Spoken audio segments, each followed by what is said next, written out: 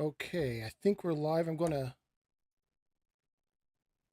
test it, check it on YouTube just to make sure. Sure, sure. Bum.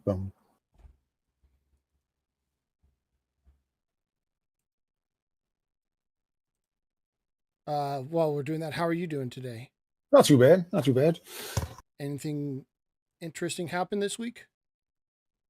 Um, Yep, we're live. Still waiting on a like I don't see the specialist to the third, so I'm just kind of in a holding period, trying not to do anything to hurt my back until I see a doctor. You know, Okay. Oh, God bless the American healthcare system. yeah. Hey, speaking of that, I don't know what I'm going to do with it, and I don't even know it's going to be if it's going to be here by Christmas. But guess what I found, and I ordered it uh last week. What's that? Original sheet music for our family's birthday song. No kidding. Yeah, yeah. It was I forget how it came across my mind. I was like, I bet you that song it comes from somewhere. It obviously does. Papa Right. didn't write that, and so I was like, Yeah, it came on a record. yeah, it was for Jolly Green Giant's 20th anniversary. Is where it came from. No kidding. Yeah, but I have Okay. I have original sheet music ordered for it. I was going to give it to either mom or Rachel. Oh yeah, that'll be great. Yeah. Anyway, you ready to get into this? Sure, sure. Okay, so we've got Wisdom Booklet 3 here. And this week, both Tell and I have done our own highlights. Mine are in orange, Tell's are in green. So we start with the verse for this book, which is "Blessed are the poor in spirit, for theirs is the kingdom of heaven." So the focus is going to be on being poor and probably on kingdoms. I don't remember if there's a whole lot on kingdoms in this book. Well, and also, some mistranslated Greek. Well, yeah, obviously. I mean, that's par for the course. Um, so you've got the next highlight. What's this about? Oh, so it's just academic fraud, basically. But so they're like the word blessing comes from the old English word bedslain, which means this. Um, but Old English has no part in this translation of words. Like the root word for blessing in Old English doesn't matter if we're looking at the definition of a translation of a Greek word. Right. Oh yeah. I almost made the same highlight for the same reason. Yeah, it's so ridiculous to say blessing means covered in blood, and therefore when that's what I mean. That, that's not what it means now. And it's not what it means in Greek. Right. So yeah, yeah. I was like, this is just weird. They're just being super weird about it. I mean, weird or nefarious, not like I there's always that question. Um, Yeah, maybe. and like there is definitely some well we'll get to that later.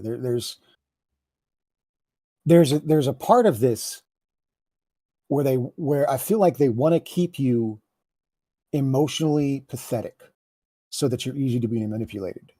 Oh, for sure. That's definitely something they are trying to do throughout the whole thing. Uh, eh, eh, all across the board. That's something they're trying to keep.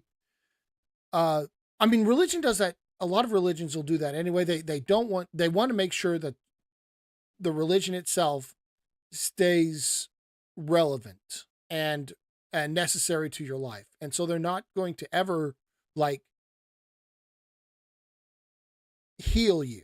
Like, if you're going to see a therapist, they're going to want you to heal and so that you don't come back to them. if they're a good therapist. But religion is never like that. They always want you to stay needing the religion, because if you don't, the religion goes away. You think true believers feel that way? Well, no, yeah, this is more. I guess you're right. It's not. It's not intent. It's not what they're intending to do. I don't even think that's what the leadership is intending to do for the most part. But it is the way they act. That's And like the way I think of religion is, um, long time ago, before we have written history. I think religion predates history, uh, or predates written history. well, you Um, can't prove that from the written history. no, I can't. You can't prove that from the written history. But if you look at things like there's there are chimpanzees who do what appear to be religious ceremonies, and there's other animals as well. But Well, what you mean? well, there's like these chimpanzees, uh, and they go hit these hollow tree trunks. They'll throw rocks at them. Okay. And it seems to be some kind of ritual. There's no discernible purpose for doing it, but they do it, and it's not just one of them. It's like all the chimpanzees in this group. They go and throw these rocks at these tree trunks, because they make a different sound. Or well, not because, but they do make a different sound when you throw rocks compared to these specific tree trunks because they're hollow or something. And it seems to be some kind of ritual that they're doing. And um to me that indicates that ritualistic behavior predates written history, and ritualistic behavior, and I think that probably archaeology would bear that out too. I don't know that for sure. I mean, that's pretty anecdotal, though. Yeah, I'm not saying it is anecdotal. I'm not saying it's. I'm just saying. Yeah, Hey, what I've seen, what I've learned. Here's what I sure. say. But so religion started. I think it started pretty. Just people asked, "Hey, why does this happen? Why does lightning strike? Why do hurricanes happen? Why do earthquakes happen?" They were asking why. They didn't have an answer. And so they said, but they knew, hey, when I get angry, I do these things. So maybe there's somebody that's angry at us or something. Right. Um, and then what happens is, like, some religions, and not just the religion, but some methods of passing the religion on are not very effective. But other methods of passing the religion on, getting other people to believe in your religion, are effective. And so it's kind of like natural selection, where the more effective ways of passing the religion on keep propagating because those people keep passing it on as well. And as the religion gets through the generations, each generation kind of refines this way of passing the religion on. Um, and I got off on a tangent there. I don't remember where I was going with that. But Sounded so good too. well, okay. So you're asking if it's intentional. I don't think it's intentional. I think it's what works best, and that's why it's so much. Because it's what has worked the best throughout many generations, going back to prehistory. So I don't. So the long answer short. I don't think it's intentional, but I do think it is something that is a thing that happens not quite intentionally, but kind of intentionally. So anyway, second highlight is also yours. We got, he meant that a person would experience personal happiness or continual happiness. Yeah. Yeah. What was your comment on that? Um, I don't think that's what blessed means. Okay. There's like Jesus says, uh, that person will be blessed. And the Like blessed are the poor in spirit. And I don't think they accurately translate any of this right. Okay. Because uh the continual happiness thing, or being blessed, I don't think it has anything to do with happiness. Well, Like, isn't one of them say, "Blessed are those who mourn"? yeah. Like that can't be continual happiness. That's like a contradiction, I would think. Well, the Gothard wants to keep you in a contradiction. He'll come into that later. But um I think he's very much like he's trying to push the like some version of the prosperity gospel. Right. Like you will be happy if you are holy. Yeah, I can't remember if we touched because I've read this one now. This book. I can't remember if we touched on that last week or if that's something that's coming up in this book. But yeah, that's definitely a thing. Yeah, I mean Um, it doesn't, it's not something that, like, there are definitely groups and preachers that say it a lot more blatantly, but I think the difference here isn't that he doesn't say it, it's that he says it in lots of little subtle ways instead of one big way. yeah, yeah. Okay. Next highlight is mine. It says happiness depends on upon happenings, whereas joy comes by knowing what your tribulations are being used of God to reproduce godly character in the lives of others. Based on this, how is it possible to experience joy and sadness at the same time?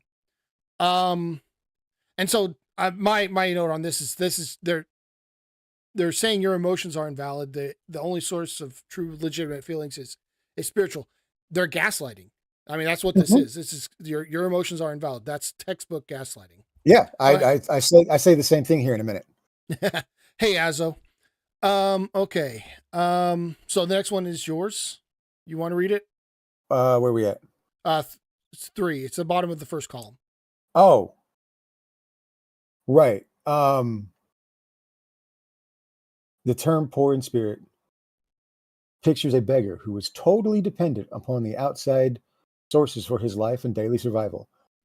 How does the prayer Jesus taught us to pray, remind us of this fact? Um, I don't know how they get away with this. I don't know how the members of the congregation didn't come apart on this. Uh, because he's isolating the word poor, which is I mean we'll get to it when we get to the Greek section. But poor in spirit has nothing to do with your material finances. Sure. Um, And he's gonna say that some, but he's also gonna keep talking about literally being poor. And it's weird to me that there's that tension there. That like that what was that? um it's weird that he can say this is what this word means. And then he'll say, and this is the Greek for that word. But I don't know how many times I've read this, and did not in my youth catch that is simply not like poor in spirit is not poor. It's poor in spirit. Like it has a modifier on it. Right. And I am embarrassed and shocked that I never noticed that before. Huh. See, so my understanding of what that means, poor in spirit means, has changed over the years. When I was young, I thought it meant like your spiritual being is like not good. But now I think what it's trying to say is like whether you're rich or poor, you have the spirit of a poor person in physical reality. Wow. You know, that's what I think it means. But So I don't think that at all. sure. I the funny Like, thing the funny thing is like this wasn't written authoritatively in the universe, so like there right, is no correct interpretation, I don't think. right. And also But my I don't think Jesus actually spoke these words, so like oh, now you're just being mean. anyway. So and the next one is worst sinner who ever lived is so that no one who lived after him would be able to say that he was too great a sinner to be saved. And that's one of I mean, yours. What was your comment on that? I mean, that is not why Paul said that. We don't know why Paul said that. He said that to Timothy when talking to Timothy about how Timothy needs to do better. Um, I don't like how casually they go beyond the meaning of Scripture and then say, and all this comes from Scripture. Well, yeah, I mean, so that kind of ties back into what I was just saying. Like the Bible isn't written by an authoritative figure for the universe, for reality. Well, So like, that's not what they believe now. oh, Azold, by the way, says Paul didn't write Second Timothy 2, by the way, or didn't write Second Timothy, by the way. So I don't Oh, know. That's First Timothy, but I don't know which ones Paul wrote and which ones don't. Not off the top of my head. I know I mean, there's a number of books that are attributed to Paul that are considered not written by Paul. oh, okay, that's what he meant. Um. Anyway, but this ties back into kind of what I was saying. Last, it's not written by an authority figure of reality. So in a way, there is a correct interpretation, and that's whoever Mhm. wrote it. What did they think? What did they mean? But also in another way, like whatever you can take out of it, that's what it means to you. And Right. and so when someone the whole you're reading into the scripture or out of the scripture, that just doesn't make a whole lot of sense to me. I'm Because not saying that it does because Scripture is holy. I'm sure, saying it's super disingenuous to stand up and say, I am a prophet of this religion and I get all my wisdom from this book and I'm going to go beyond this book and then tell you I'm not. That is not just that's not just inept. That is malicious. okay,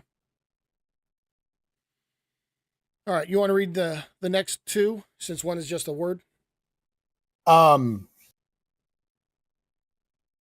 I well so here and we when we get to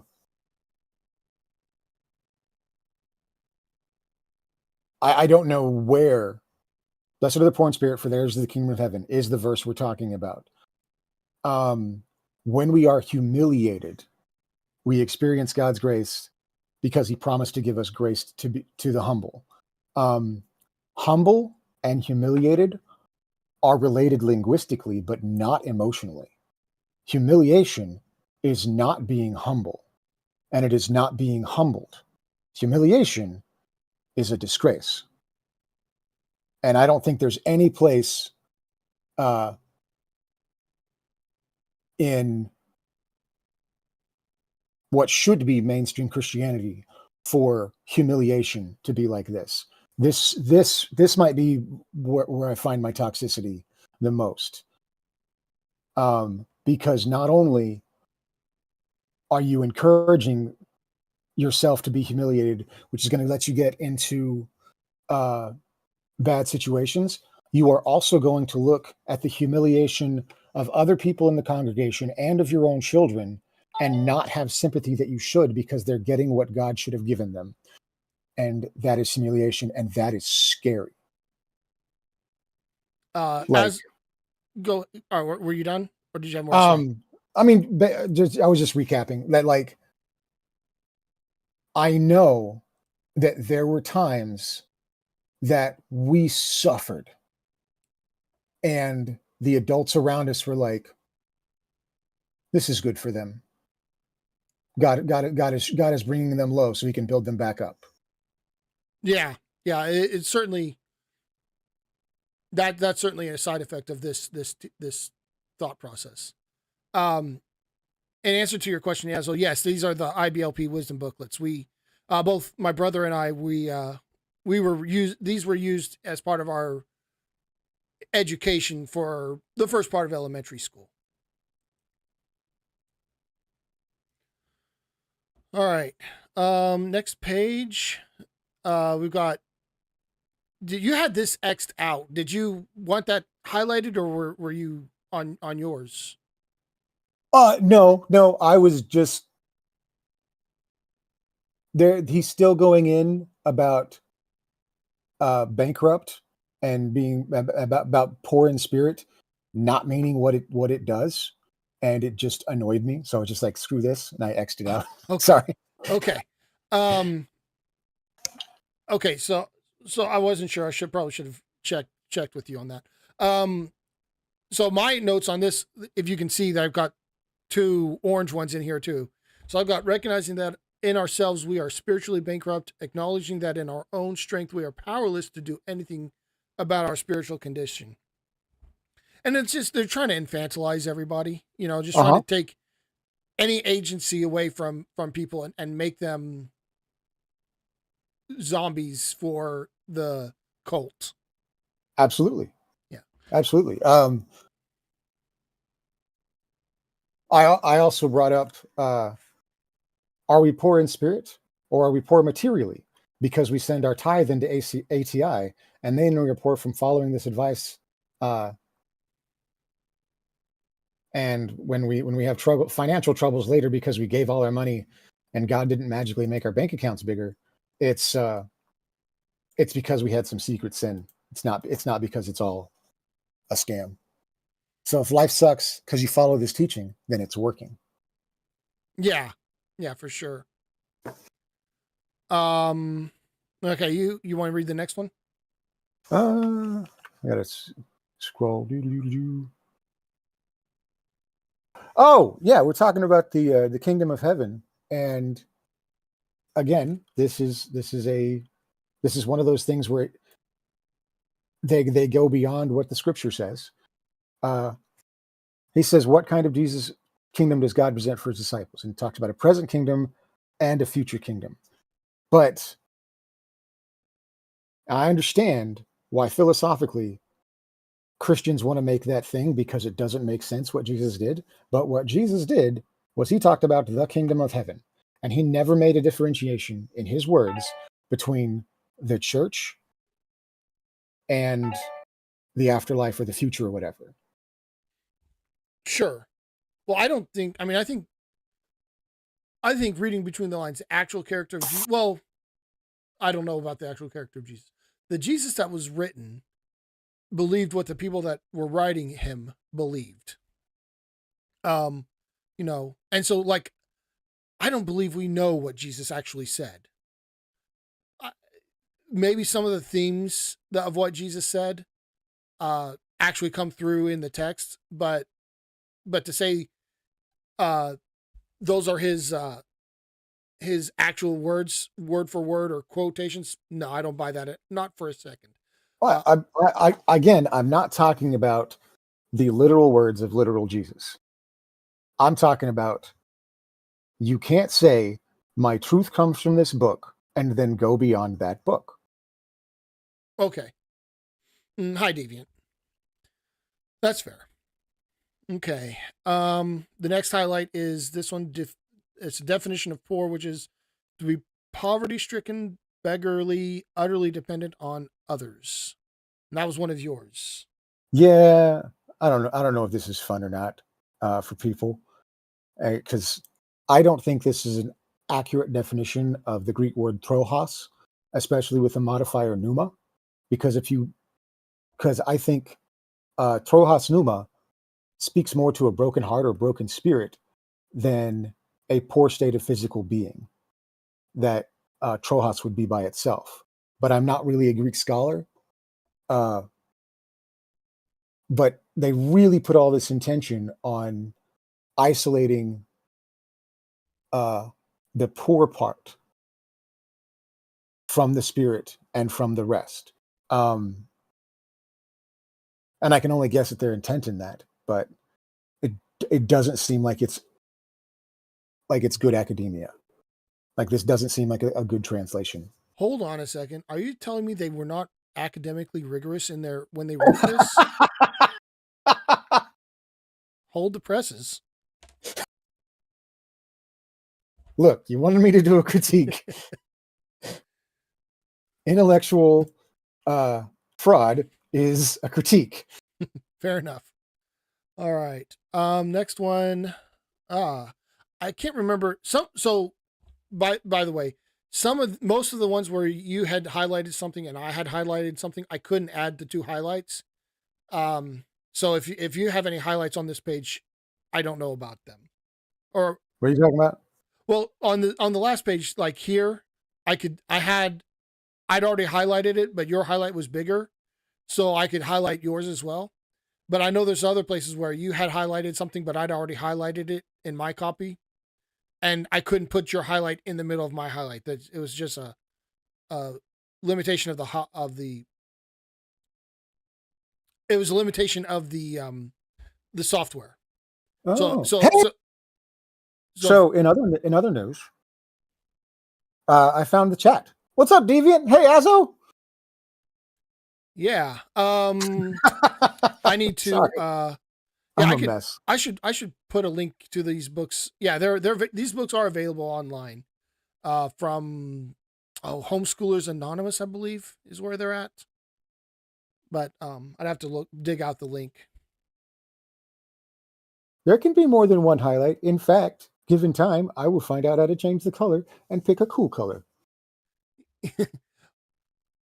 Well, I mean, actually I chose orange and green because, those were the colors we both had when we were kids. You had orange? Yeah. Remember when I was like 4, Mom asked me what my favorite color was and what your favorite color was. And then, for like the next 10 years, she bought these Tupperware plates and stuff. That's why you had green cups. That's why I had orange cups. Really? Yeah. Because you said, when she asked me, I said my favorite color was orange, and it's no longer orange. It wasn't orange for very long. I got sick of it after having everything in orange. But but that's why you and I both had orange and green stuff. And so when I was highlighting this stuff, I was like, oh, I could just do the whole orange and green thing because that's what we had when we were doing this. So I'm not sure I even remembered as a kid that green was my favorite color. I thought it was blue. Yeah, I don't think yours was green for very long either. But mom bought all the green Tupperware cups, and those were your cups. Like I wasn't supposed to use them. So like, Mom was so sweet. Yeah. Anyway, so all right. No, don't hold my brother against me. He smells bad. Yeah. All right. So I've got this first highlight. It says, "In what way did God create man to be poor in spirit?" My note on this is the idea that God created man to need him is kind of weird, actually. God is complete. He made us in his image, but he did not make us complete. He made us so for the purpose that we would worship him. Yeah. I mean, yeah, it's weird that to me that, like I said, God created us in his image, except not exactly, not quite. He didn't. Like it's so all throughout the Bible that how we're not in the image of God. So, then you got this consistent highlighted. What's that about? Well, I got to go back to where my notes are.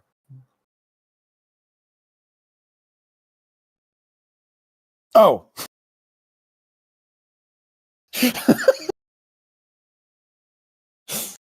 Man. So my note here is the Thor from Marvel Universe going, "Is it though?" Oh.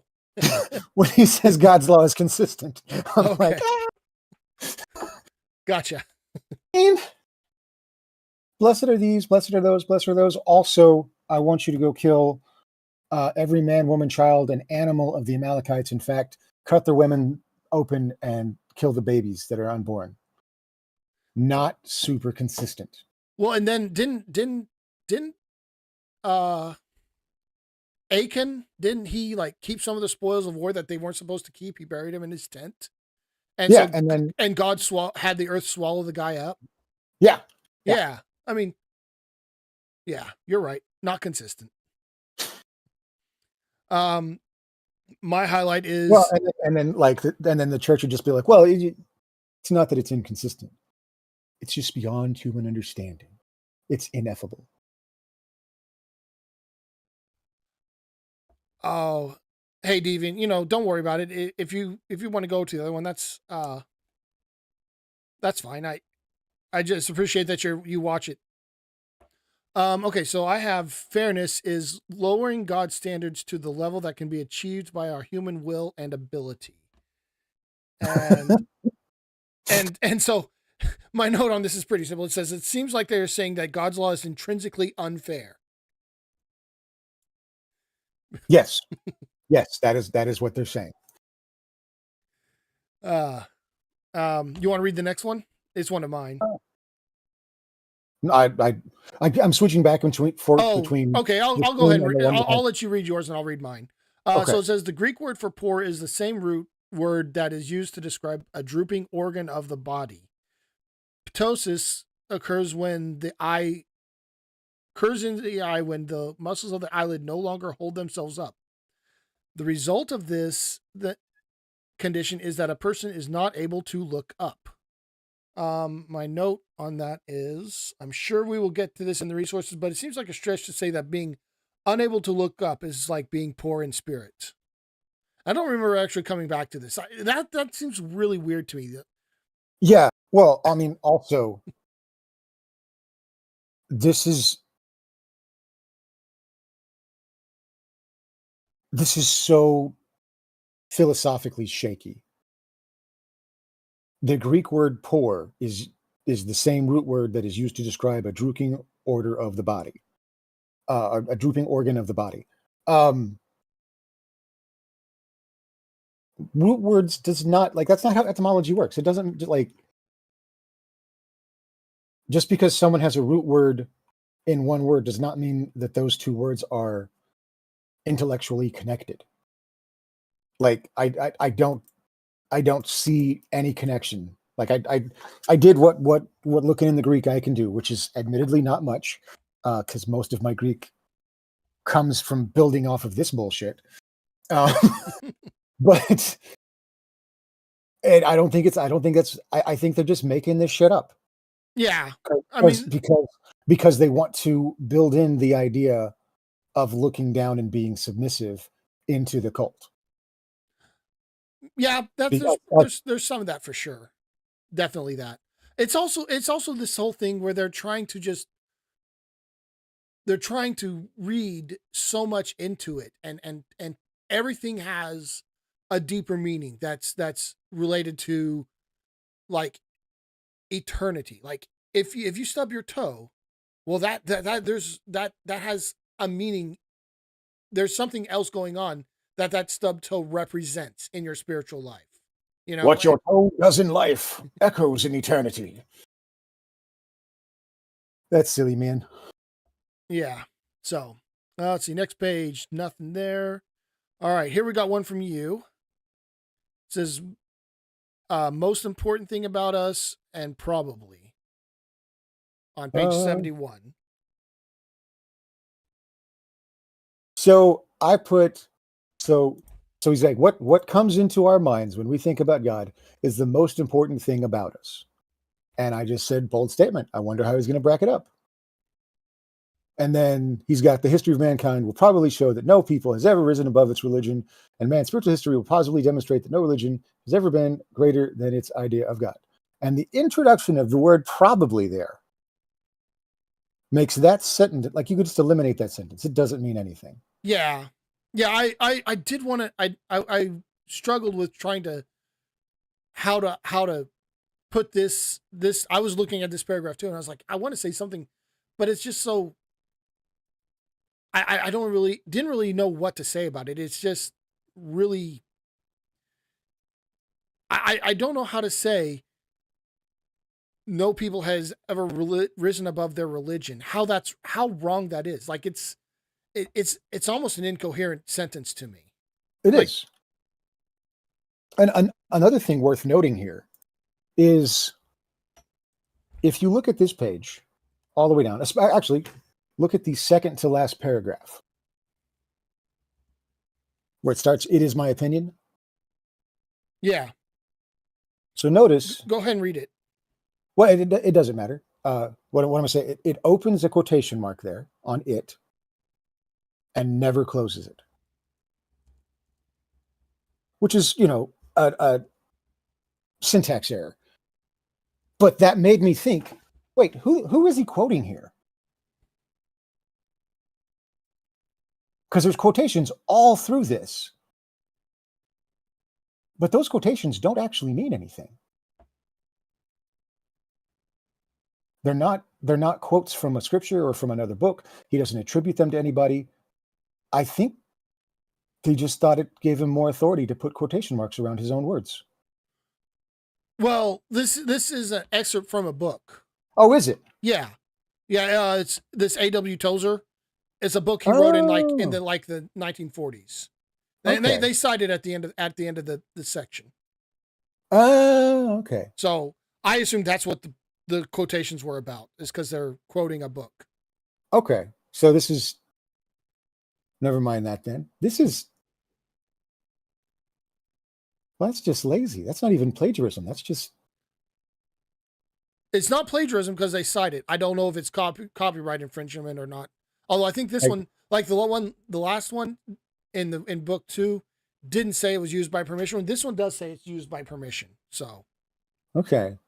That's a whole bunch of a chunk of this wisdom booklet that's just.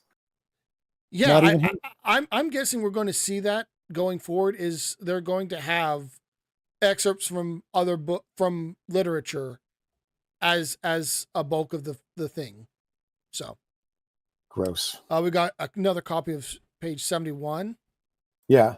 And then here we go, 72. And I have a highlight here. It says, "Let us be aware lest we in our pride accept the erroneous notion that idolatry consists only in kneeling before visible objects of adoration, and that civilized people were therefore free from it. The essence of idolatry is the entertainment of thoughts about God that are unworthy of him. It begins in the mind and may be present where no overt act of worship has taken place." And I had a lot to say about that, actually. All right, what you got? So first of all, they're redefining terms. They're redefining what idolatry means. And that's a type of control. It isn't unique to IWP, but they do it a lot. And the other thing is, so they're turning a normal part of the human experience, something that everyone does, and making it wrong to do. And and it goes back to what we were talking about before, where religion can't let you be whole, because if you become whole, you won't need the religion anymore, and they can't have that. I mean, that's just what this is. Also, by turning a normal part of the human experience into something that you shouldn't do, it isolates you, because you're going to do this. Is a normal thing for humans to do, but you can't talk about it, because if you do, you're admitting to doing sin, and that's a big problem. And frankly, I do kind of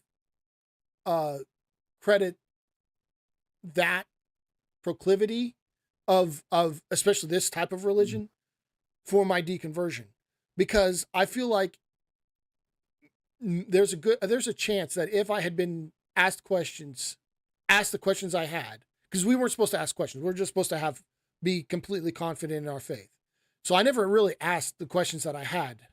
Not after, I mean, I did at first. I got really bad answers and I just stopped asking. But part of the reason I didn't ask was because um, you're not supposed to show any sign of less than 100% confidence. Right. And so I didn't ask questions for that reason too.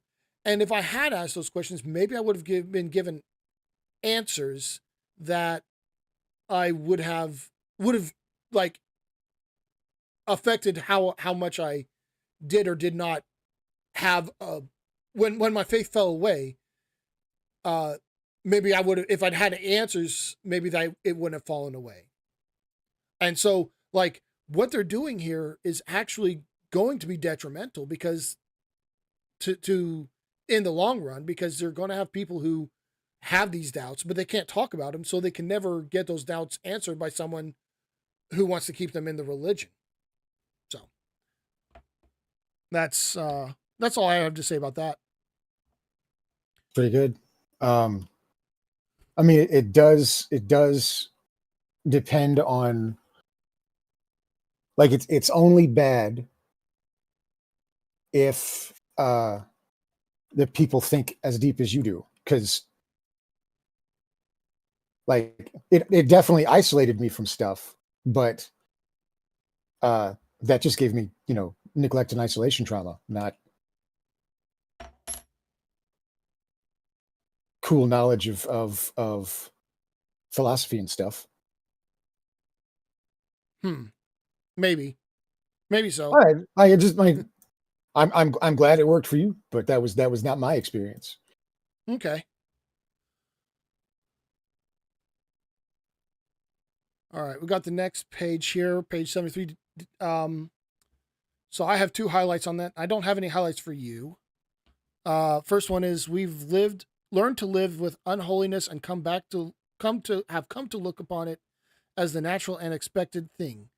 We are not disappointed that we do not find all truth in our teachers or unfaithfulness in our politicians to complete honesty in our merchants or full trustworthiness in our friends.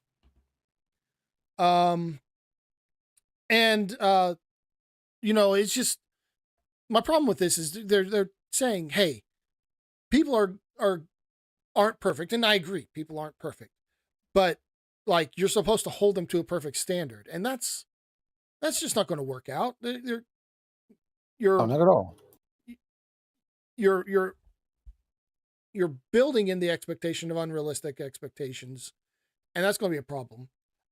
It also um it can justify judgment and condemnation of people, you know. Well, right, but well, okay, so not judgment, biblical discernment Well, to right, judge. right, you're Right. right. I forgot our lesson in book one. You want to judge like Jesus did, from the family minivan, judging people as they go into the supermarket without letting them know you're doing it, Right. as Yeah. God intended. All right. My second highlight is quite literally a new channel must be cut through the desert of our minds to allow the sweet waters of truth that will heal our great sickness to flow in. Um, it That's you're creepy. you're it's taking away your agency. You don't have any. This is not something that you do. This is something that someone's doing to you. Yes. God in this case is, and like you have no agency to better yourself. Only God can do that, and that again is just bad. Yep. That's not of the good. All right, next page, nothing. All right. You have two highlights on this page. Both are utterly dependent. Yeah, I mean it's going back to that Greek thing that uh utterly dependent is not the right word, Right. but it's the focus. and you said it a minute ago. They're doing things to remove your own like agency in your mind. They want you to be broken and dependent upon the system, and I mean,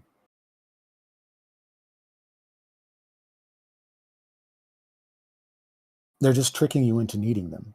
Yeah. Like this is So, did you actually no, look at the synonyms of utterly dependent? yeah, they're also not synonyms for that. Yeah, yeah. I I didn't realize this because a section like this has been in all the booklets. I assume it's going to be in all the booklets going forward. This is their vocabulary. Is here's what all these words mean is utterly dependent, and here's what all these words mean is the opposite of utterly dependent. That's how they're so vocabulary. Like you're not learning the definition of a word, which I mean, I have different thoughts about the what word definitions of the words actually are, but still, they're not doing that. They're just saying all these words mean utterly dependent, and like so desolate means utterly dependent, and like so now when someone says something is desolate, the people who have been inculcated into this is going are going to think, oh, they're utterly the desert is utterly dependent, and that's like you're messing up the ability of these people to communicate. You're also like you're controlling. You're trying to influence the thoughts that they have when speaking to people outside of the cult. You know, and that's again just not a great thing to do. Yep, man.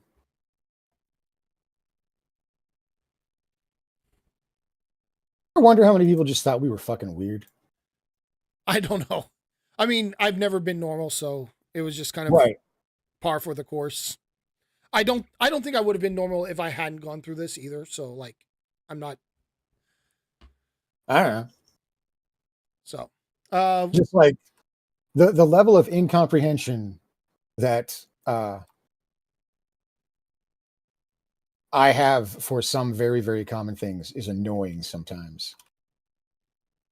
sure. Yeah. Okay. Next page. You have humility highlighted here. Let's see what Page 76. I'm there.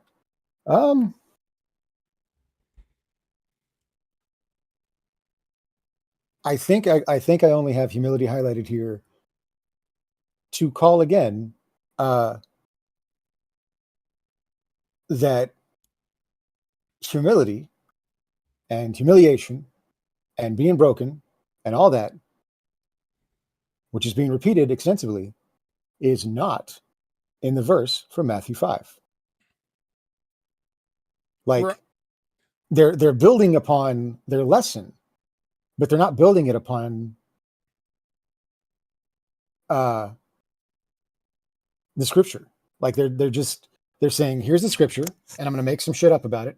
I'm gonna make some shit up about that. And based on that shit, I have these conclusions, and based on that shit, this is what's up, and this is how you should live. Well, actually, no. I disagree with you there. So, remember what I said? How I see poor in spirit, that it's whether you're rich or poor, you feel and act like you're a poor person. You have the spirit of a poor person. I mean, that is humility. Okay. So I mean, I can see, like, I think they're missing. I don't think that's what they think poor in spirit means, but if it means what I'm saying it does, that it would be humility. That could be. So, so my highlight on this page is take your written testimony on how you became a Christian from a previous booklet and rewrite it, adding appropriate words from this resource. Use antonyms of utterly dependent to describe your attitude before salvations, and synonyms of utterly dependent to describe your attitude as a Christian. And wow, to me, I mean, this is gaslighting. They're telling you how you should. They're telling you how to feel about your past, and they're saying this is how you should feel, and how you actually feel about it doesn't matter. You should feel this way about it, and like even if you weren't utterly dependent, you should just recontextualize your memory so that you are you remember yourself being utterly dependent. I mean, it's gaslighting. That's what it is. Man, I did not know that the gaslighting of a cult of my childhood would prepare me so well for marriage. Huh. Let's see. Deviant's going on. So let's see. See, that's the thing. We look at the powers of this world. Here, let me highlight these. Uh, See, that's the thing. We look at the powers of this world, governments and societies. Any society which punishes a person for someone else's crime is deemed bad and evil. Like Stalin's Soviet Union killing every person of one village while making the village that actually broke the rule watch the carnage and live. We know that's unethical and morally repugnant. But when God does it, it's an intrinsic mechanism of existence. Then it's a good thing because God's book says God's good. It's maddening. I agree with you, Deviant. I mean, God would be the most heinous dictator that we've ever had if he were a human, but he's not. All right. We got the Greek Hang on, words. Sam. What? Hang on. You can't just say that. Okay. You've made a statement. Defend it. Why would God as a human be the most heinous dictator? Well, because there's no dictator that has ordered a genocide that we don't consider heinous, and God's ordered more than one. Okay. I wasn't disagreeing with you. Just Yeah. like I know you were raised in a cult and you're used to it, but don't make statements you're not going to back up just because that's how you were raised. Sure. All right. No, this is just the Greek words for the book, so we'll skip over that. All right. Nobody likes the Greek. Yeah, I know. All right. So on this, I have two highlights.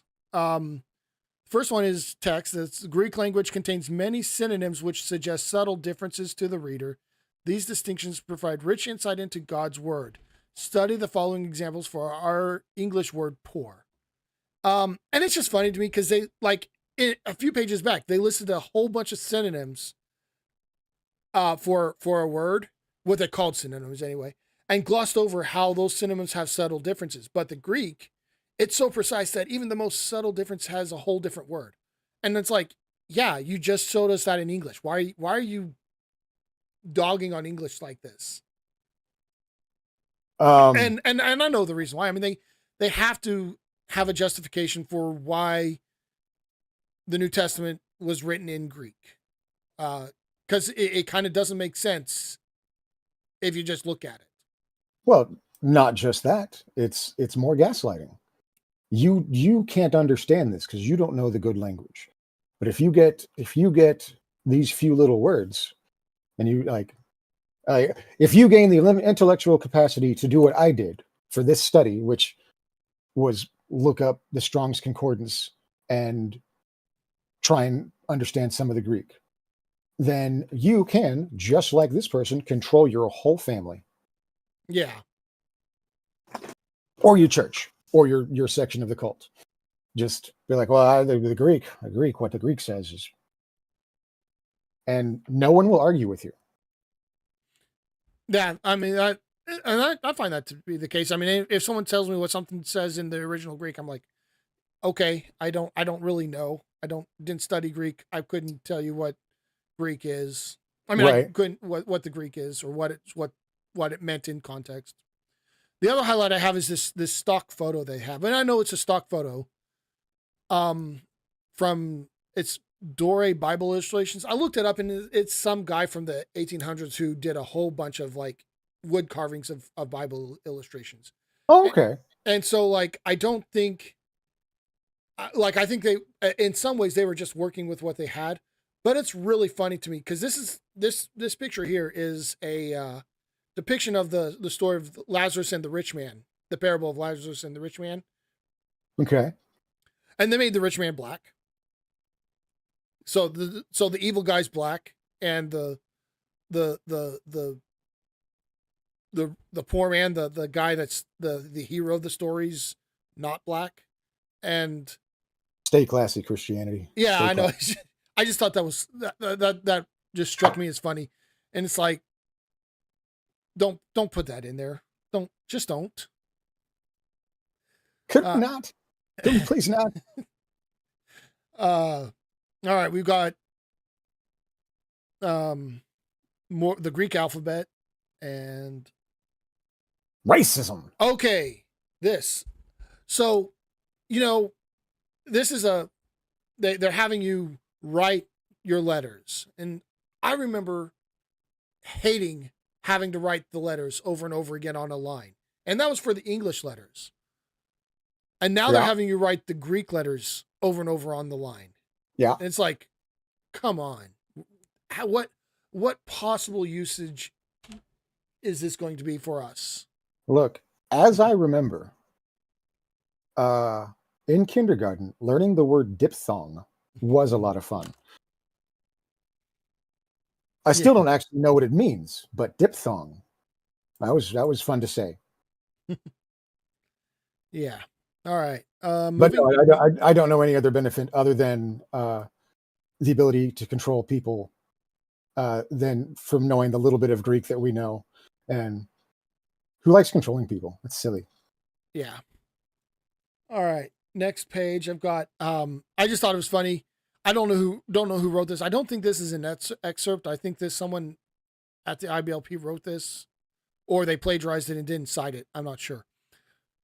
But it's funny to me that Nebuchadnezzar, in this highlight, it says during those 23 years, he ruled the entire world. Did you know the Babylonian Empire covered the entire world? All of it? All of it. Man. In the next map or somewhere, I think they have it. Yeah. Nope. I don't know. Maybe I saw it online somewhere. But somewhere, it extended from Egypt to Iran. And that was the entire world. It's grown since then. We have one of those worlds that are actually, grows and stuff. But at the Babylonian, at 605 BC, Egypt to Iran was the whole world. All of it. All of it. All right. We don't have any. Here we go.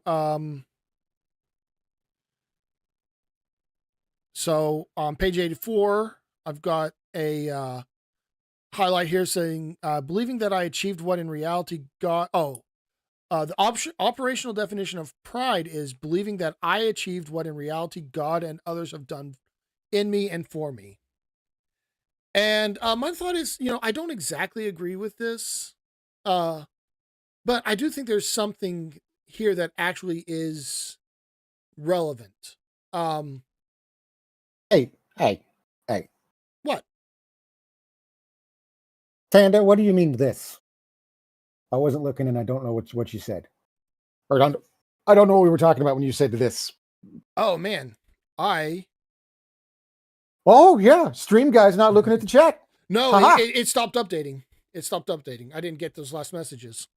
Oh, sure, yeah. It's an excuse. Yeah. Not that you were ignoring Panda. So, let's see.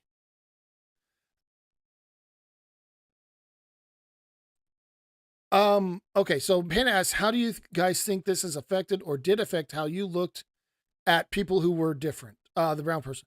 I'll be honest. Oh. I didn't notice that as a kid. I only noticed it when I was reading through this. I don't feel like I've ever really cared about people That being is different. not true. Okay. I distinctly remember the story of you first encountering a non-Caucasian. Yeah. And you were like, Mom, that man's brown. Yes. Okay. As I remember that walking through a parking lot into a Safeway, into the grocery store, as like a 2 or 3 year old. my first time seeing a black person, he had an afro, and I said, "Oh, Mom, look, there's a brown person." And she told me not to say that. I remember that happening, but I wasn't saying that to be racist. I was just like, "Oh, here's something Yeah, I've never yeah. seen before." That's Right, kind right. of weird. I don't think you had any judgment in your heart. You were just like, I have not encountered that in my homeschool. What's up with that? Well, this was before I was in. I mean, I was maybe 4 years old, but Oh, okay. I was younger than that. I'm pretty Well, sure. I mean, I was two or what three. what about I all was the still in the stroller. what about all the people of color at that church we went to? Uh, yeah. I've told the story on other videos before, but that's what happened to that is gross to me. What's Um, that? well, you know why they? Okay, so I'll have to tell the story. So when we were kids, we were part of the. Our parents were helping with the bus ministry, which is where the church sends out a bunch of buses. We had a pretty big bus ministry, like 20 buses, Yeah, it and was huge. they would go out, pick up kids and adults if they wanted to come, and bring them to church. The kids on the bus were predominantly black, and the car riders were predominantly not black.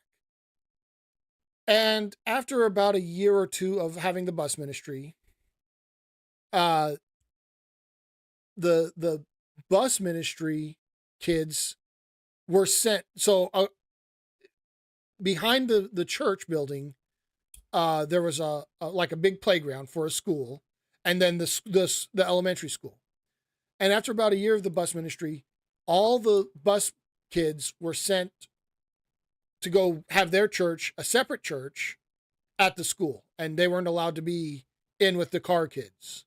And they said it was because they were too disruptive, but it isn't. It was not lost on me at the time, and it isn't today, that it was also a particular ethnicity that was sent to go be in a separate school or a separate church versus the ethnicity that was left at the main church.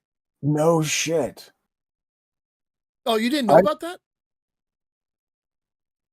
Did you not know about that, T? no, no. I kind of vaguely knew that. Oh yeah, no, that. I guess I never realized that. I never noticed that the bus ministry kids were mostly black. They were just, you know, Oh yeah, I the thought people that I ate peanut was. butter sandwiches with. This was like when I was in the first or second grade. I don't remember. It was somewhere around there is when this happened, and I thought it was super fucked up. That's why I spent like until I was in middle school or high school, I was over in helping over at the school and not at the big church. Oh, I thought just thought that's something my family did because we were cool. No, I thought it was fucked up that we were saying, "Hey, come to our church." And then, well, don't come to our church. Go to this building that our church has rented for you. It was yeah, it was super gross. Ugh. So, yeah, man. Sorry. That I didn't I guess you were pretty young then, so you didn't remember that. Yeah, dude, I was. How long did they do the bus ministry? I don't know. I mean, I think they were still doing it when we moved away, but Was it it okay? had uh I don't think they do it now, or if they do, it's like one bus. I don't think they like Oh yeah, the bus lot is completely empty now. So, next highlight I have on page 85. So okay, so we're into the science portion of this, and we're talking about uh the chemicals that make up the human body. ah, Uh this will be good. yeah. So the highlight I have is while the commercial value of these elements varies from time to time, the component elements from which our bodies are made have rarely cost more than a few dollars. And it's like, why are they focusing on the monetary values of the materials in a body? It's like I don't even know what they're. It's like they're trying to say non Christians will only are only interested um, will only value a person based on how much the chemicals are worth or something. I mean, it's just I don't even understand what they're going with this. I'm It's I'm pretty sure that quote started with a Elvis movie. what quote? The thing about the materials in the human body only adding up to this much. Oh, I don't know about that. Like I think it's just one of those things like, your brain only uses 10% of its stuff. Like it's not a true thing. Sure. But it was from one of those like early Elvis movies where he was like going to pretending to be someone else starting a movie career as an actor. And he meets this smart guy who's like, no, don't like girls. They're not worth much. Only way the value of the human body is only this much. And then later on, he's like, yeah, yeah, yeah. Not much upstairs, but what a staircase. Hmm.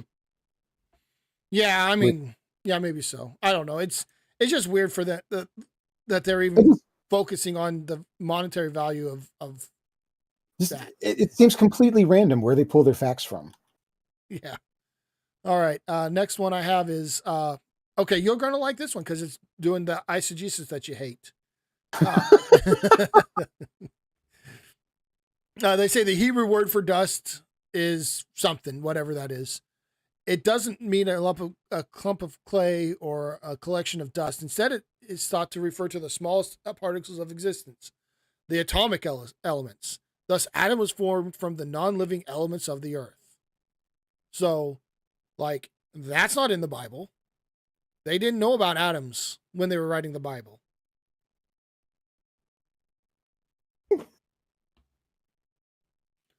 Uh, the next highlight I have is if an average body were completely dried out, it would yield up 17 gallons of water. There would be less than 25 pounds of solids left. And I was like, when I read that, I was like, okay, I don't remember exactly how much a gallon of water weighs, but it's like 7 or 8 pounds. Correct. That sounds like it's pretty low for the average human. So I did the math, and 17 gallons of water plus 25 pounds, because a gallon is 8.34 pounds.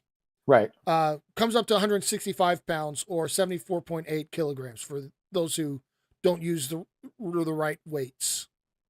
Now, according to Google, the average man weighs 200 pounds or 90.7 kilograms, and the average woman weighs 171 pounds or 77.5 kilograms.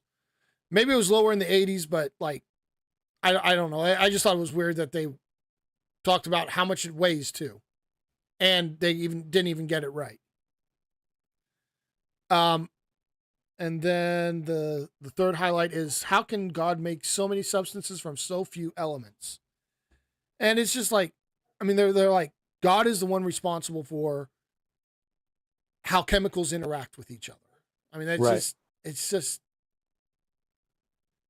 they're attributing so much to God that doesn't have any reason to be. So It's all God. yeah, That's what you're supposed to get from this, man. yep. So we've got a list of the chemicals and what these chemicals do that are in the body. All right, we got okay. So this highlight. How so it says I'll start from before the highlight. It says bacteria exist throughout the body at all times. However, as long as the spirit is with the body, white blood cells and lymphocytes work to keep the number of bacteria in check. And it's like that's not how that works. The spirit No, the no. spirit has nothing to do with it. But it's just like they can't keep from just putting in their supernatural stuff into it. Right. It's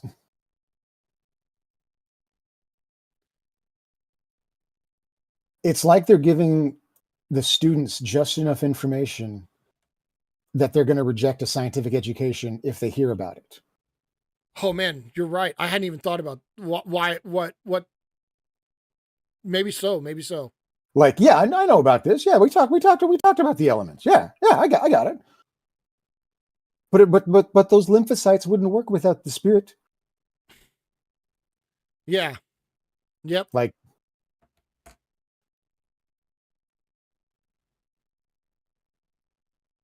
All right. Um.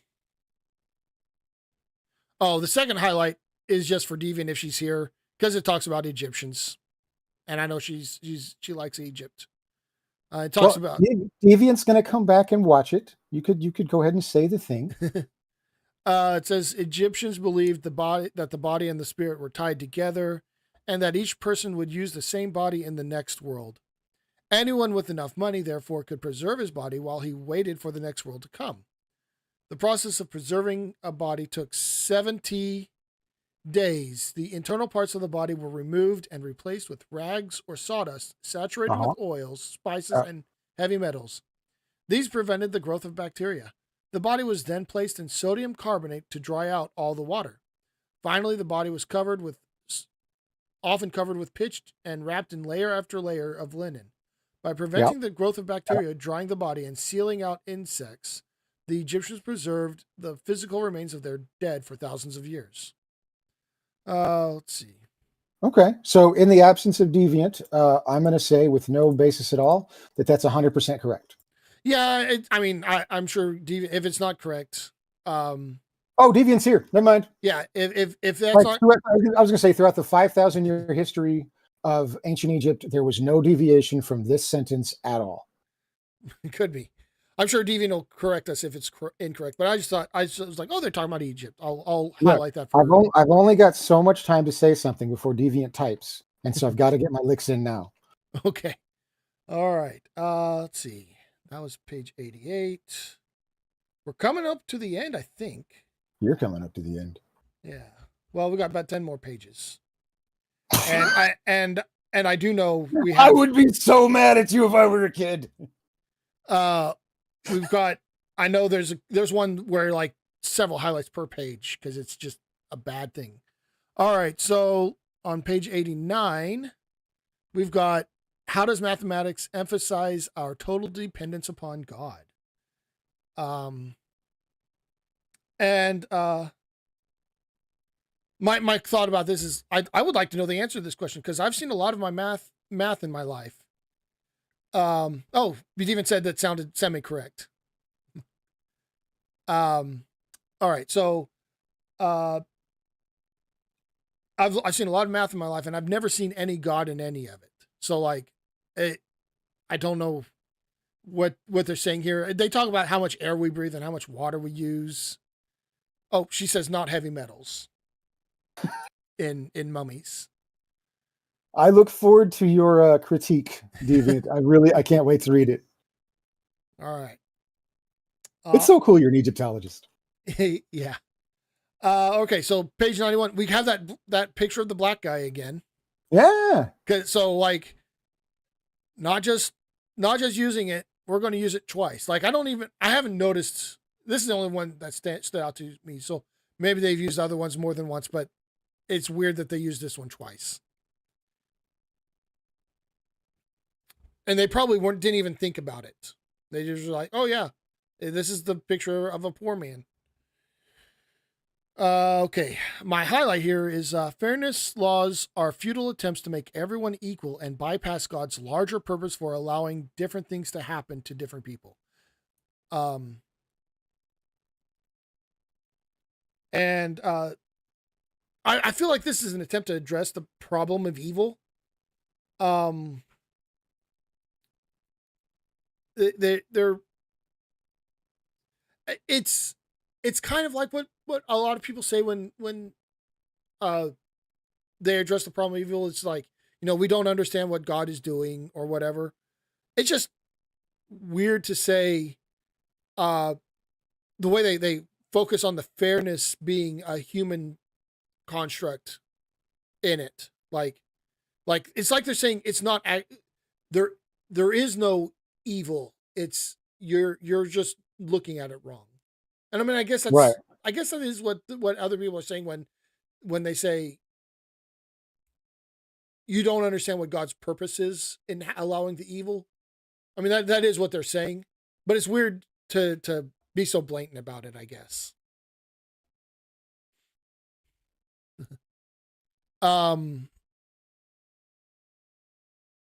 and then it can also, it allows you focus this focus on the fairness. It allows you to, you can justify oppression and discrimination because the inequalities, that's part of God's plan, Yeah. you know, and that's the way God wants it to be.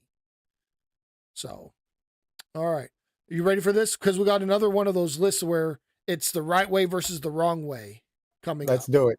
All right, and I have a lot of highlights on the next few pages because this is just so fun. So, the first highlight is so this is a list of where they're contrasting God's justice versus man's fairness. Mm. And so I highlighted most of the fairness ones because I saw problems with all of them, or most of them. There's one that was like, I don't even know what they're going for here. It seems weird, but anyway, we'll go.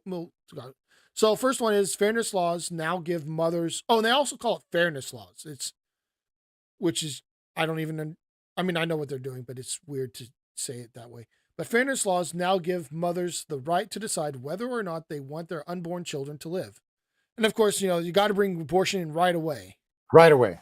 Yeah. I mean, like, what's important? Women's yeah. rights. Yeah. Gotta stop that. Yeah. Then we've got a judge in Wisconsin excused a high school boy for raping a girl on the basis that the boy had been subjected to sensual stimuli in our society and was only doing what was natural.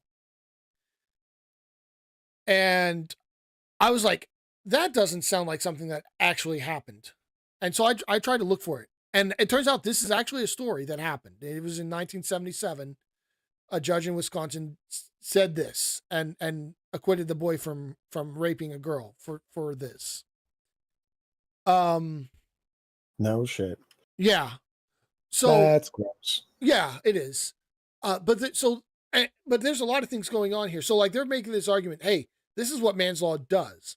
And they're taking this one case where this happened and saying this is how all man's law is. And it's not. That's not a thing that happens in general. No one's acquitted because the person was, it's not normal for people to be acquitted because they were just subjected to too much stuff and couldn't control themselves. Yeah. And then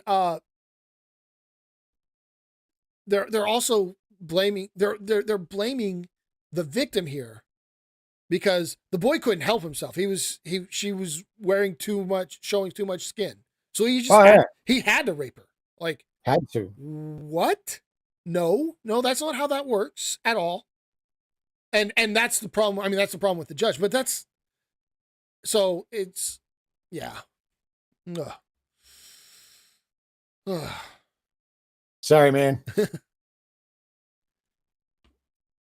All right. So the next one is fairness laws do not convict a murderer who successfully argues temporary insanity.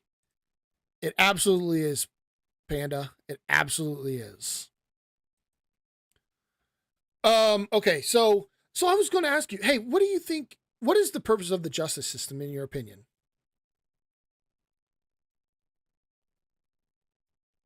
Did I lose you? Okay. You mean like today? Yeah. Or like originally?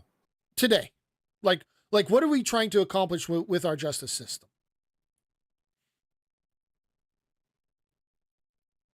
That's a good question. Okay.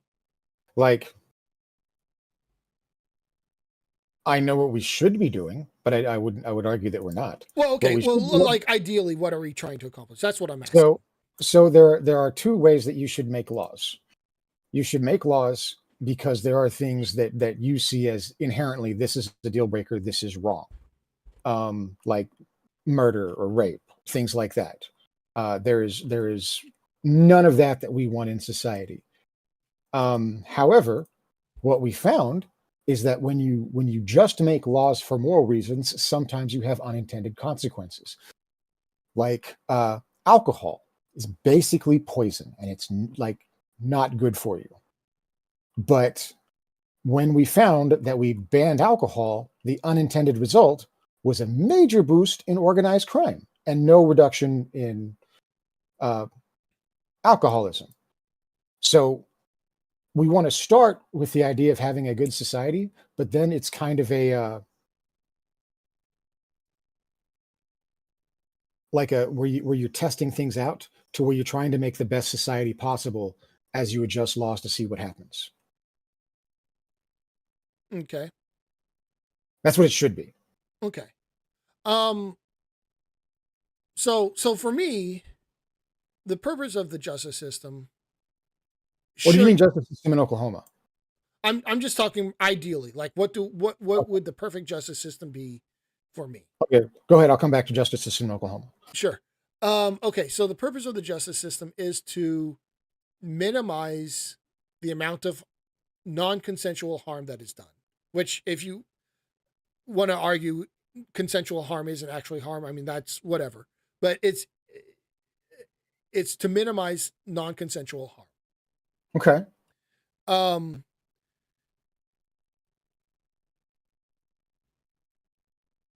I don't see how. Deviants making threats in the chat. Oh, I know, I saw that. So allowing someone, if someone who can, they're hating people. They're like saying people should not be able to commit crimes and be insane. But the point the purpose, if the purpose is to minimize harm, and this person can be rehabilitated, well, if segregating them from the population in prison isn't the best way to minimize that harm, then we shouldn't do that. Yeah. You know, and so just saying, hey, this temporary insanity, we want them to be punished. That's just not the I right mean, not the right way to me. no, our that is something very, and that's toxic in mainstream Christianity as well, is that the idea that our laws are there to punish people as a deterrent. It has been overwhelmingly proved sociologically that deterrence as punishment as a deterrent doesn't work. Right. Well, so I mean, I yeah. I think there is a place for prisons. I Um, didn't say there wasn't, but assuming that prison sentences are going to be a deterrent from crime is not true. Like yeah. there's Yeah, just prison sentences isn't going to do it. But like you cannot punish your way out of crime. You have to uh make society better somehow. Improve quality of life so that people aren't so low on Maslow's hierarchy that they resort to crime. But uh the idea of just doing that we're going to create a better society by catching bad guys is just so simplistic. yeah. Yeah, I agree. Um all right, so the next highlight I have is fairness legislation now calls sodomy a victimless crime. The fact is that sodomy unleashes passions which damage others and bring God's judgment on the entire community. And my only note on this is that they're engaging in magical thinking. You know, somehow you do this thing, and the effects of it are not just what you affected by doing this thing. It's like magically going out into the world and causing more effects. And then it's just, Right. yeah, it's just so wrong. Um, I think that like Christianity itself, modern Christianity at least, part of the reason they don't care about the Bible all that much, or they don't study the Bible, is that they don't they don't do religion because they believe it. Uh, they do religion because they want to have something better, bigger than themselves to justify feeling judgy about stuff that they don't like. Mm, I don't know. I think there might be some that are like that, but I think most of them. I think I've said this to you earlier, or like last week or week before. When someone tells me they believe something, I take them at their word unless I have a reason not to. For the same reason that Well, I want people to, when I say I don't believe in God, I don't want them to say, well, you believe in your heart. You're just suppressing it in unrighteousness. I'm like, no, that's not what it is. I really don't. You know? no, I don't. I mean, like the Bible talks about an awful lot of crazy rules that don't match up to our modern society. Well, sure. Like our financial system, our sorry, the way that we can stay in debt our entire lives. And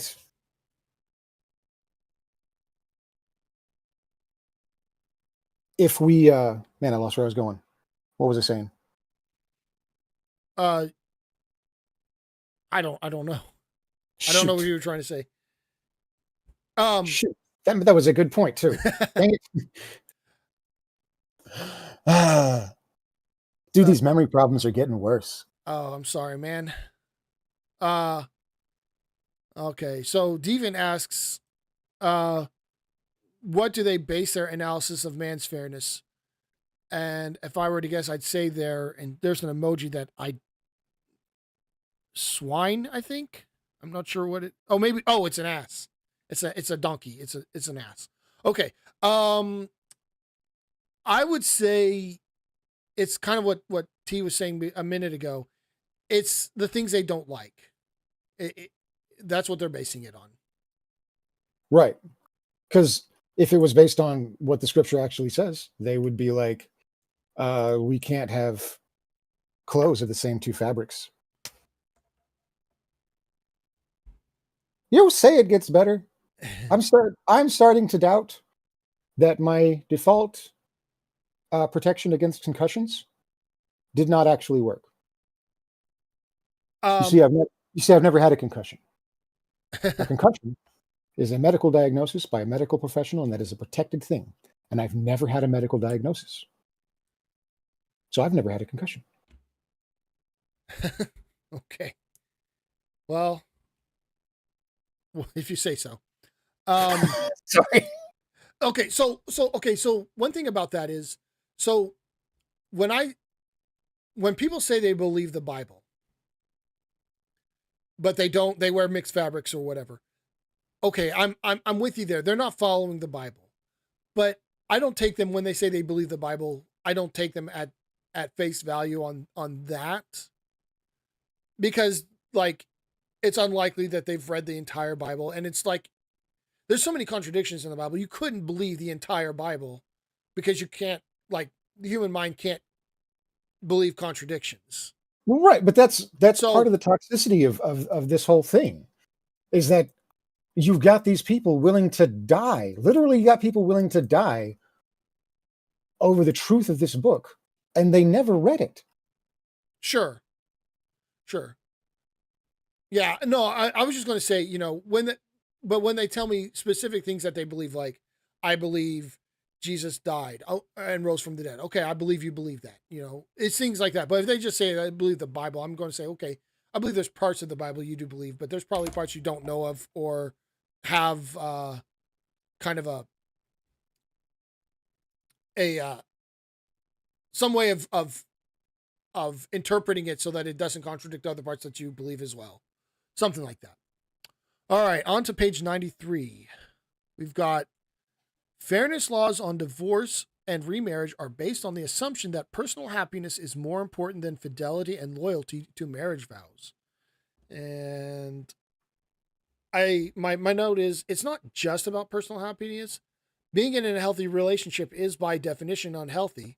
The fact that a relationship is a marriage does not make it immune to being unhealthy. So, No. um,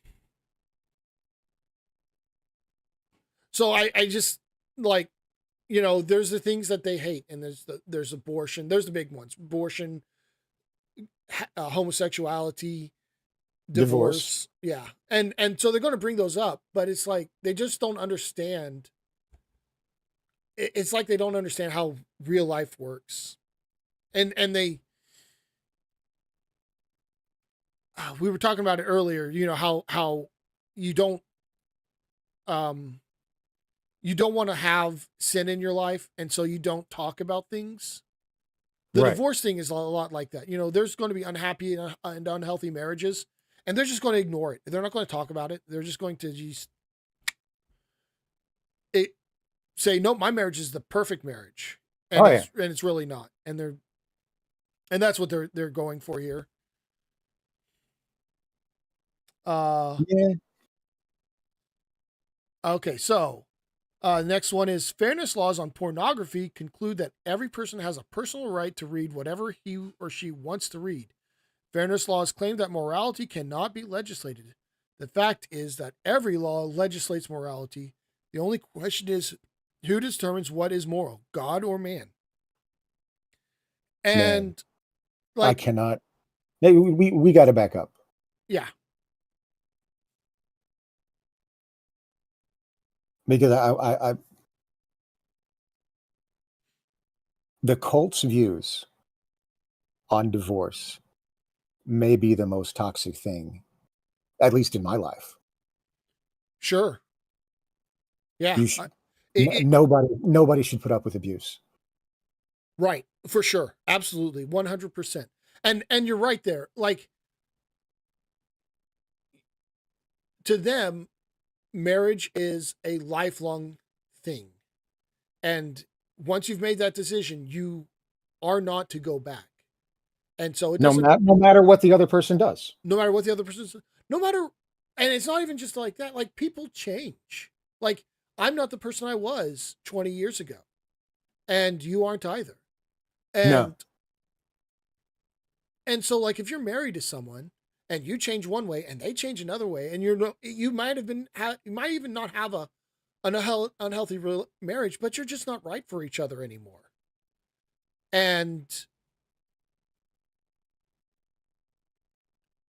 so not having that ability to just say, "Hey, we're just not the right people for each other. We used to be the right people, and we're just not. We're That's just you're staying in a relationship that is not great for you, or it's not best for you." You cut out there for a little bit for me. I don't know if you cut out for other people as well. I probably cut out for everyone else. I don't know. I don't remember what I was saying. I was just talking about, you know, people change, and even Yeah. it may not even be an unhealthy relationship, but it may just not be the right relationship anymore, even if it was at the beginning.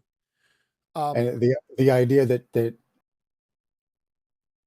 God would never want, like, man, it was told to me several times. God has no plan for divorce. If you do this, you are wrong. well, that's just wrong. Like, And even in the like, Bible has God has places for divorce. Like, there, even like there was the writ of divorce in the Old Testament, and then there's just like infidelity or fornication, whatever they called it. Like, even Jesus had a times when a divorce was allowed. So anyway, all right, you want to move on to the next one now? sure, sure. Okay, Sorry, I didn't want to let that go by without, like, there is there are lives ruined and abuse happening today because of this teaching, because people feel like God won't let them get out of their relationship, and that is bullshit. And yeah, all right. So again, this is talking about pornography. Says everyone has a right to fairness laws say everyone has a right to have pornography, and it ends with the question: who determines what is moral, God or man? And it's just like it's not it's not about fairness laws, and it's not about whether it's moral or not. It's about asking who is the victim. If there is no victim, it shouldn't be a crime. And in the consumption of pornography, uh, I don't see how that anyone's being victimized by that, other than, like, I mean, indirectly there is, if you're if the pornography was not produced consensually in some way, um, then I can see that But that's an indirect way of saying there's a victim, and it's the producer that is the criminal in that case. Because, but anyway, so I mean, I don't know. It's just not saying what is moral. It's about saying is there a victim? Yeah. I don't know. Maybe. Azo's saying something. He's quoting scripture. Yeah. Oh yeah. No, he's talked about. Yeah. So yeah, the fornication or sexual immorality. That's what I was talking about. Even Jesus says that in the New Testament. You can there's times when you can divorce. Yeah, but Gothard knew better than Jesus. I know. We had got the Gothard revelation. Well, I know that's what it looks like the Bible says, but if you look in the Greek, it just said, see Bill Gothard and do that. That was a joke. Wasn't funny, though.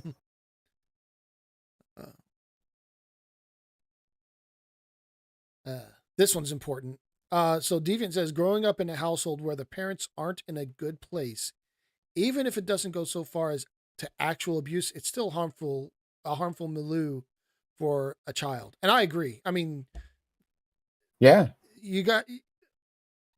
it's better to not have two parents if you're not going to have a good household.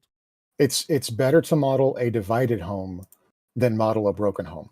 Yeah, for sure. Okay, let's see. Okay.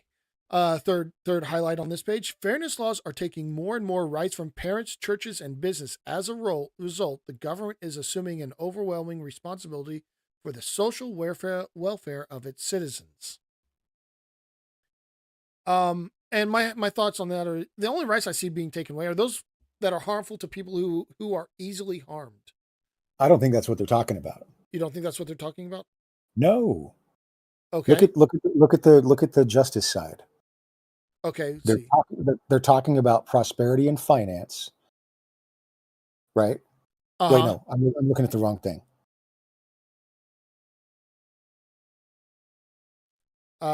It's number 7 on page 93. Yeah. Right. Okay. So they're talking about finance and stuff. What they're talking about is governmental social programs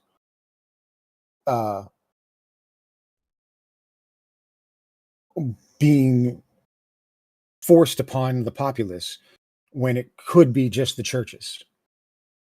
Oh, and right. Like they're talking about how it's not fair, it's not right, it's not good that we're being fair about helping everybody when the churches should decide who gets help, and we shouldn't have to help people. Okay. I think I touched on we talk about, I think they talk about that again somewhere, and because I remember having some thoughts about that, but it wasn't on this one. Okay. But yeah, I agree with you. I think if we don't talk about it in one of my other highlights, remind me, and I'll circle back to this one. Oh, sure, I'll remember that. All right, next one is in trying to enforce the traffic laws fairly, a California policeman testified, I have found that when I attempt to be fair, I inevitably cite those who should have been warned and warn those who should have been cited. Like, this one doesn't, I mean, because it's not laws, it's about one person who's enforcing the laws, not enforcing the laws fairly. And they're trying to couch that or say this is how fairness laws work and it's like, no, he's saying he's not being fair. What are you talking about? I don't even understand why they put this in here. Yeah. What did you have something to say? No, nothing. It's just, it's weird to throw a cop thing in here. I don't know how Gothard feels about cops. Oh, I'm sure I'm sure at the time this was written, he thought cops were the greatest. And well, see, like he was, it's the umbrella. Cops are in that chain of authority. So like they are like an authority figure. And so you're supposed to obey them. Right. He may have different thoughts now. All right. I Fairness. don't know. I think he's pretty senile now. Yeah, maybe so. I saw some people like it was kind of a shitty thing for them to do, but he's a shithead, so I don't care. Uh, they kind of like ambushed him as he got out of his car, and we're like, "Hey, so there's these scandals at the ATI. You want to talk about it?" He's like, "What? No, I don't. Who are you? No, I don't think I'm going to talk about that." Okay. Next one is fairness laws allow convicted criminals to evade the consequences of their actions by lengthy trial procedures which focus on the rights of the accused while ignoring the needs of the victims, and by parole systems which shorten the sentences for the guilty. Jesus Christ. And this all goes back to like what we were talking about the purpose of the justice system and the values of the society. But I would say that the slow, if it is indeed slow, I don't know. I don't know if it's slow or not. It seems like sometimes it is and sometimes it isn't. Uh, but the slowness of the justice system is actually important because it's better for 9 guilty men to go free than one innocent man to be convicted. And I'd rather, us to take our time and make sure we don't punish people who are innocent. That is a good theory. It is unfortunately not how it's working. No, I'm just saying. Like, When I talk like, about the justice system, I don't talk about the justice system we have. I talk about the one that's ideal. right. Like, did you know that in Oklahoma, if you bail out, you can't get a public defender? I did not know that. Yeah. It is assumed that if you have bail money, you could afford a public defender. And so if you can't afford a lawyer, you stay in jail till your trial. Hmm. It's just classism. Yeah. And the public defenders and the is a big reason that a lot of things take so long. Is because they are so overworked and it takes a long time to get things to go to trial. Deviant, Deviant made a comment about your impression of Gothard. She said, I didn't know Gothard sounded like an old port wine sipping spinster. What? All right. It was a pretty good impression as far as my impressions go. All right. We got a duplicate of page 93, so we'll skip that one. Next page. 94. So next highlight I have is fairness laws will often overreact to parents who spank their children while neglecting drug pushers and pornography pushers who violate the morals of children. And like we know that spanking children, corporal punishment is not good for the kids. We know this. Is that what happened? I mean, yeah, it also it has knock-on effects. Like if you have corporal punishment, you're more likely to perpetuate that to the next generation. But it also like teaches you that like violence is an answer to being frustrated. Yep. Um Still trying to unlearn that. and so yeah. So let's see. I had a long paragraph. I don't want to read the whole in my notes. I don't want to read the whole thing. So let's see. Okay. So I said, yeah, so corporal punishment isn't a bad thing. Or not corporal punishment isn't a bad thing. Preventing corporal punishment isn't a bad thing. I don't know what they mean by pornography, but I do think it has. I mean, it's obviously gotten more prevalent since this was written. But I don't think it's being pushed on into children, right? Not primarily, and it depends on what you define children. But if you define children as like prepubescent, I don't think they're getting pushed pornography push on them. Adolescents, post-pubescent kids might be, and that's probably kind of a natural thing. I don't think that it's getting pushed onto them, but they might be getting access to it because like that's the age that you do that. And it's a normal thing. It's a normal thing to have to try to find out, hey, what's this whole grown up thing about as you grow up. You don't want to just like become an adult and have all of it shoved on you at once. You want it to kind of be something that you grow into. But there are what? That was not my experience at all. What do you mean? That was not my experience with puberty at all. Like my experience with puberty was like looking down at my, genitalia and be like, did that change? It wasn't always like that. And then like 2 years later, I got to talk from mom and dad about it. And I'm like, oh, yes. Okay. Huh. They never even had that talk with me. It wasn't worth much. I imagined it. I wouldn't imagine it was. Anyway, so where was I? Okay, so I do think there are some issues with pornography. I mean, I think it can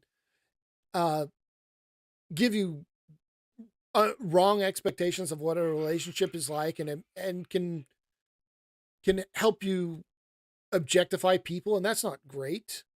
But I think the shame culture that they've built around pornography is more harmful than that. You I agree know, with that. and I I definitely just agree with yeah. But and then the other note I had, the final note I had is they're intentionally just trying to evoke emotional reactions. So, they're using pushers and violate that. children.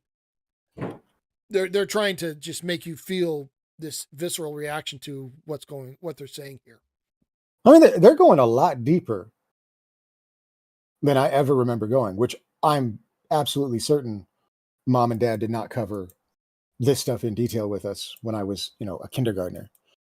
No, I don't remember mom, because dad wasn't involved in it, but I don't remember mom going over these books at all. She kind of just handed us the books and we were supposed to like do it on our own. So I don't remember that, okay. but I say that a lot. All right. Next highlight I have is fairness laws require employers to give each person in a given job classification the same pay, regardless of individual need. What do you say about that? I don't know. This is amazing.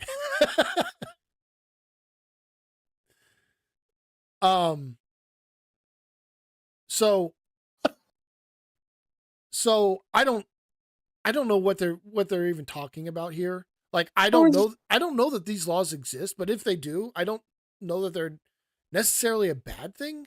Like saying, "Hey, if this person does the same work as this other person, they should be paid, maybe not exactly the same, but comparable." It shouldn't be like this person makes 10 times as much as the other person. And we know that allowing, CEOs to just have free reign doesn't work out great for people. So, I mean, I think laws should protect workers, because employers don't don't protect their workers. Okay, so Panda asks, are they talking Wow. about minimum wage laws? I don't think they're talking about that. It sounds like they're saying like if you have the job of widget producer and another person has the job of widget producer, the law says they should be paid the same. I don't know that those laws, and like I said, I don't know that those laws exist, but that's what they're saying here, because it says job classification gets the same pay. But the problem with the not with allowing, if the problem I could see with happening if you don't have something like that in place is the boss's son or the boss's nephew or the boss's favorite worker is going to get a lot more pay than the other people. And I don't think that's great either. That doesn't Right. it, I think what they're talking about is the ERA, the ERA. the Equal Rights Amendment. Oh yeah, probably so. Like it's like It's been a proposed amendment for over 100 years. But I think it was making one of its big pushes about the time uh, we would have been involved in this crap. Yeah, maybe so. Maybe so. If I remember my uh, if I remember right, says Yeah. the guy with memory problems. Yeah. All right. So Deviant says it's interesting that they want to shield kids from what they perceive to be harmful, i.e., sex and intimacy and grown-up party time. Yet they talk about pornography in a first grade school book. I mean, inconsistent people are going to be inconsistent. What are you going to say about it? Anyway. So and then the last part of it is they say regardless of individual need, and I don't think any employer is paying people based on what they need. That's just like they're saying stuff that just doesn't exist. No, and it they're doesn't. saying we shouldn't have this because we're not allowed to do this thing that we wouldn't do anyway, really. So just so wrong.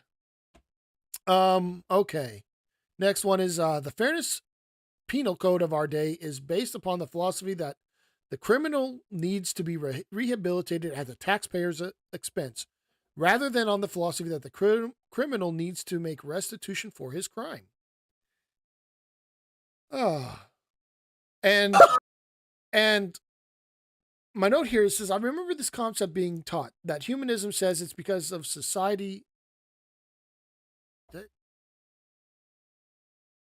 I don't remember. Anyway, sorry. That human says it's because of society that criminals are criminals. I didn't really see that as being the case exactly, but I also see what society is. And okay, I didn't really see that being the case. So here's something. This is where I said we'd circle back to it. Go ahead. To me, society is, and the roles it should fulfill are something that we should decide for ourselves. You know, we should say, hey, what society do I want to live in, and what will bring about that society?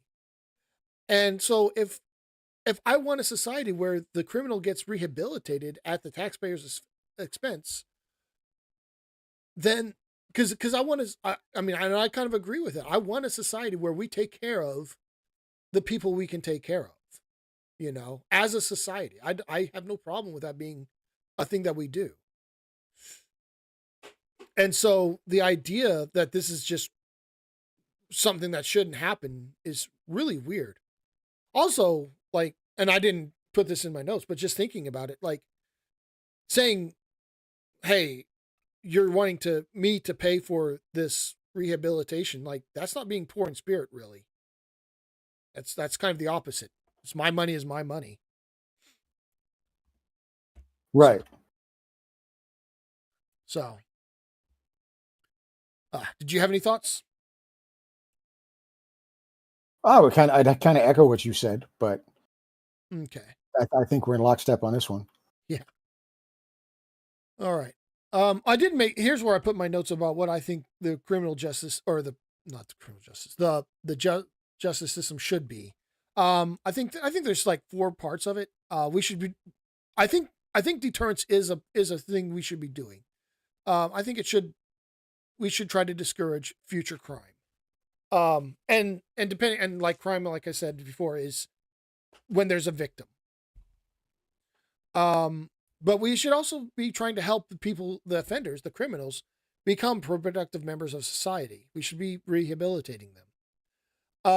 And I also do think segregation is necessary at times. Like there's some people that may just not be able to be rehabilitated.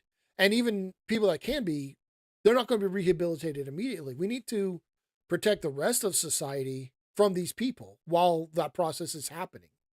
And if it can't happen for some reason, we should at least take care of them humanely while they're alive. Humanely is a big part of that. We're Right. not so good at that part. Yeah, no, not in the U.S. I was reading. I heard somewhere. I think it might be in Sweden or Switzerland. I forget. They were talking about like the jails there, and they're like the jails there were like apartment like studio apartments. Like they have, Yeah. and like I would have no problem with that. Like that seems like not a bad thing to me. No, the idea of their prison is that you are rehabilitating the person, Yeah, and being denied your freedom, regardless of the state of your cage, does great on humans. So, like, it is a bit of a punishment, regardless. But it'd be so much better if we, helped people. yeah, and and and so like, well, see, to me, I mean, it is a punishment, but to me, it's not. The punishment isn't the purpose, and I feel like they want the punishment to be the purpose of it. To Yep. me, the punishment is an unfortunate side effect of the greater goal. Like, and the greater goal is protecting protecting the rest of society. Hmm. Um, so yeah. All right. So the next few pages are them talking about the eyes to first graders, going over the functions of the eyes and the muscles, because first Well, they graders. really like the eyes in this stuff. I know, right? Um, but one thing I found interesting, I didn't highlight it, but they go through these sections. Oh, maybe it was Finland I was steering. I don't know. It was one of those countries over there that all run together in my mind because I was taught IBLP geography and they don't care about your country, deviant. Um. Right. So one thing is, Man. So actually, circling back to something Panda said, or a question Panda asked a while back. How did being raised with this stuff mess with you? mm-hmm. I was pretty racist against Germans as a teenager. Oh, really? Yeah, they were Nazis, man. Huh. Okay. I didn't They know they, they, that. they did all the bad things, Huh. I mean, which is funny because we got a lot of German in us, but well, we're Danish actually, but whatever. Like, but I was against the idea of, like, I would have not, racist might not be the word. I would assume ill intent because they did bad things in World War II, and I didn't understand history at the time. right. Huh. I I remember. I mean, I remember seeing. Well, the Germans did this in the past, and I didn't have a good understanding of like what Germany was today. But I knew that the people that were alive today weren't the Nazis because that was like 40 years before I was born. So, like, obviously. Spoken like someone who knew where he lived. Um. Anyway, so one thing I found funny about this section about the eyes is they talk about like cleansing. They have a couple paragraphs about cleansing, but then at the end here they tack on this little bit about how our spiritual eyes cleanse or our spiritual eyelids cleanse our spiritual eyes and what that means. And it's so funny. They desperately try to tie the physical to the spiritual. Every turn you find they're doing that. They're whatever something happens in the real life and it's happening in the spiritual life also. Oh yeah, every time. But also like they couldn't be arsed to do it in this section. So they write a whole paragraph telling about what the thing is and then like two sentences of how it affects us spiritually. And it's every section is like that. Like there's this whole thing and then right there last two sentences are talking about how it's spiritual. Then you got two more columns, and last thing is, about it's spiritual. It's just funny to me that they still got to do it, but they're like, well, we don't really know, so we're going to make something up. And that's how you do it. All right, and then this is my last note of the book, and if we ever get through the basic seminar, uh, you'll see more of this stuff here. Um, but where different uh different facial features and different stuff reveal your moral uh failings, but but of course they're going to put this in the first grader one too. So one of the eyelids is winking. You're not supposed to wink because one, you can wink because you're lying, which is in this first point, but also you can wink because you're an immoral woman. And it's like, good grief. Sex shaming and misogyny all in one. Because why not? So, all right, that's Because no immoral man ever winked. yeah, I know, right?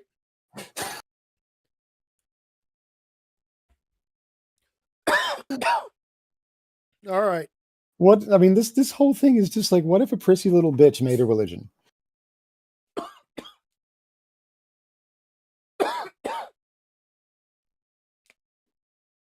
Oh, Sam died. Oh, sorry, I had something stuck in my throat.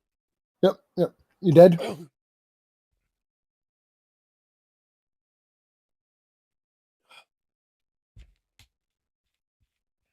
Okay, I think I'm better. I think I'm better now.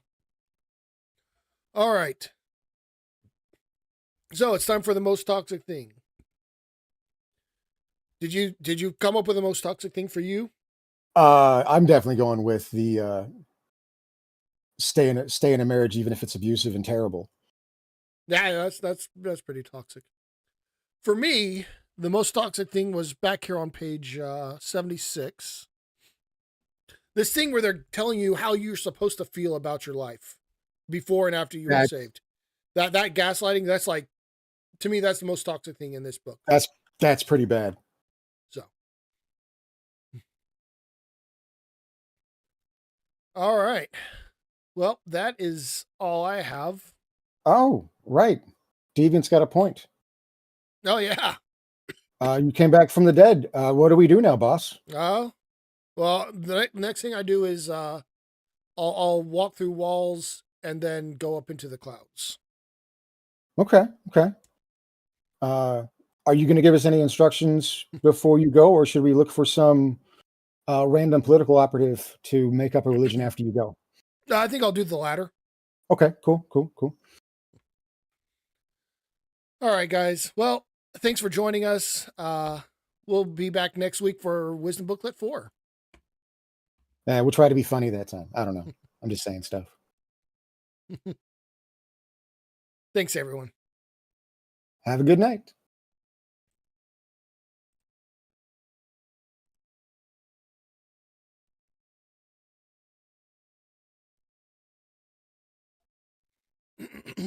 You still there, T?